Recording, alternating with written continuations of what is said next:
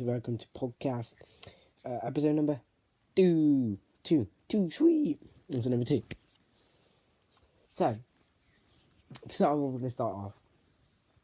Well, I was going to start off with a little bit talking about superstars of wrestling, but we totally did a full review about last Saturday.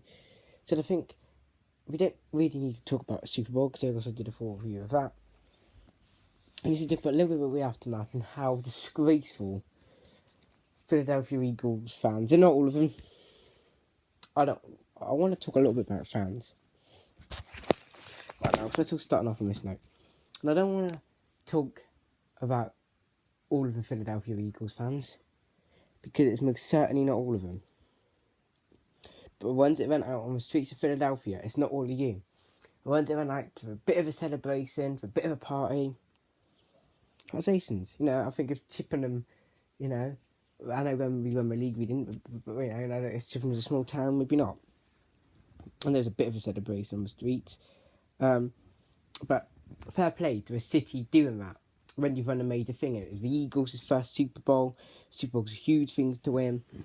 Probably the most prestigious thing to win, maybe in the history of sport. The Eagles won. The city of Philadelphia went out for a celebration, their first Super Bowl. Why wouldn't you? Many fans do it.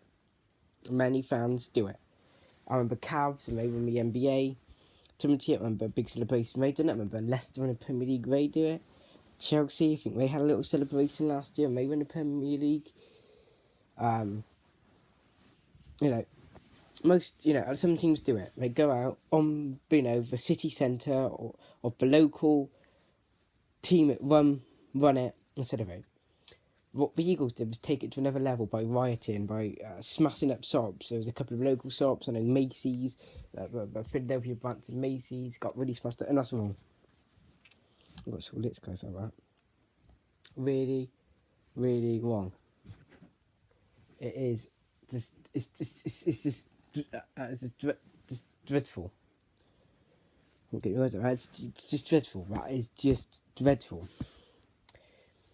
And it almost lets yourself down, And I'm not blaming all Eagles fans, and no way am I going to go to extreme. Some people are probably going by saying, they should take the Super Bowl championship away from them and give it to the Patriots. No way. And I don't think any action should be taken on the city. I don't even think, the team, the teams would be fine for it. At the end of the day, I just think is just fans just don't do it, because it is dreadful. It's dreadful doing go out and riot, and you've won. Go out and celebrate. What have you got to riot for? You've just won Super Bowl. Go out and celebrate. Why are you rioting? You don't need to do it. You don't. Just go and celebrate. You don't need to riot. Dreadful. Let's stay on the topic of fans. Something that I read. Actually, no, in fact, my dad told me this yesterday. I was going for my meeting. Millwall manager Neil Harris. He's Millwall through and through, right? A real fucking scumbag. Yeah, he's a Millwall fan. He's probably one of her fucking boys. Had a cheat turn around and say Rochdale and they played Millwall in the FA Cup act disgracefully. Hold on a minute. This is Millwall's manager, Neil Harris. Millwall are the biggest bunch of scum ever. They ran on the pitch and they beat Barnsley at a playoff final at Wembley. They've been to Swindon twice. Totally trust it up. I just think. And as a teacher at my school, as a Millwall fan, and he condemned it. Ridiculous. He was a bit, but yeah, I'm not gonna go into that one. But dreadful Millwall fans, and Neil Harris, the Millwall manager, has said that Rochdale fans had disgraceful behaviour, and just think, what are you talking about, Harris? You're the manager of freaking Millwall. Not only are you the manager of freaking Millwall, you're a Millwall fan. You played for them. And you're telling me... Well, you're telling me, but you're telling everyone that Rochdale fans are scum and act disgracefully, but it's Millwall's manager. I want to move on to the topic now, Matt Hardy. I was the most happiest man at Matt Hardy turned broken, and I still love it. But I'm really going to be happy if he does have more of his broken gimmick, and he's going to be a gimmick had an impact. I say now it's time for the debut of Senior Benjamin, his missus, his kids, debut of Little Maxwell, Vanguard, Barbara Drone. I say it's a debut to have a debut now. It's time to have a full broken map. Let me have an impact. I think it's time to have that. Let's have that gimmick. So please, I think we should see that. What else is the subject for this week? Sort of podcast wise, not a lot really. I think that's the main three things I'm gonna say. Really, Kevin Owens and Sami Zayn's relationship, I couldn't care less what way that's gonna go now. I really would like to maybe see them together, stay together. I mean, I got a triple threat match at Fastlane now, so I would like to see them together. I don't know. Oh, is it? I'm not sure, but they reckon they're doing a Mexican, with Latin American tournament. Please, I love those tournaments. Love the Cruiserweight one.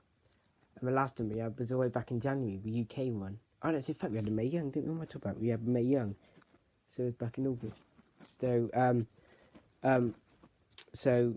actually, I think we should have the, so maybe, I think I would like to see that, because this tournament's good. I love the UK one, when that first originated. I love the Cruiserweight one, when that first originated. And all those tournaments are just good, are absolutely solid. So please do that. I love them. I mean, I know they did with Dusty Rhodes one, but that's sort of done within NXT. I know we've got the Cruiserweight Championship tournament going on right now, but still not.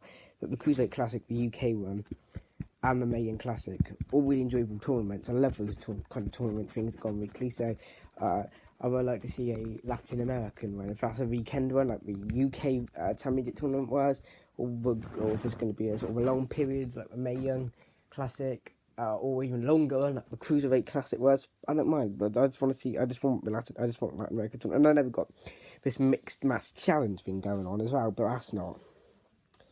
I still want. I want that tournament, and I would like to see a Latin American tournament happen.